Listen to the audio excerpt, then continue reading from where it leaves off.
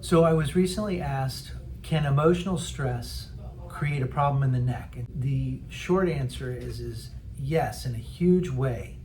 Huge way. Stress comes from either physical means or chemical, but emotional stress is probably one of the biggest reasons why people have problems in their spine, their neck, and their nervous system that they didn't even know that they had. So let me show you on a person who just came in. This is a child about 14 years old.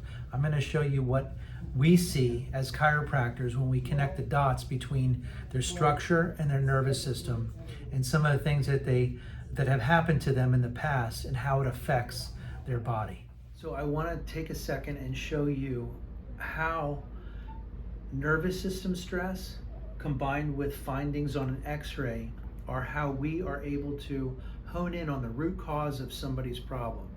So as I said, we have somebody who is young, they have emotional anxiety, and it's a lot, and there's no real good reason for it except for obviously there could be some past emotional trauma. I can't help with that part, but what I can help with is identifying from a structural standpoint and a nervous system standpoint. So here I want to show you what I see.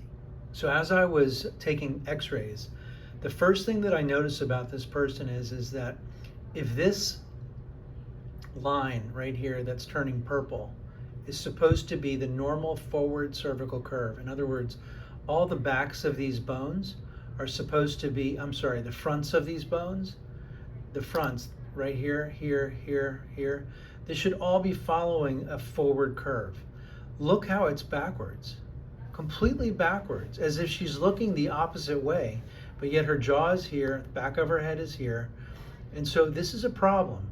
This is creating a lot of instability. It's as if the house was built on sand, an unfirm foundation. So we take that, we look a little deeper, and we find that when we look at this picture shows me how her head, this red line is the center of her skull, this line down here is the center of her lower neck, and this is what her head is sitting on. So when we combine all that and put the formula and let the computer program do its thing, we can find the vector and find out how to actually take care of this misalignment. Look, how much pressure could that be putting on her neck up here? Tons of pressure. That's all right at the brainstem. She has dizziness, irritability, anxiety.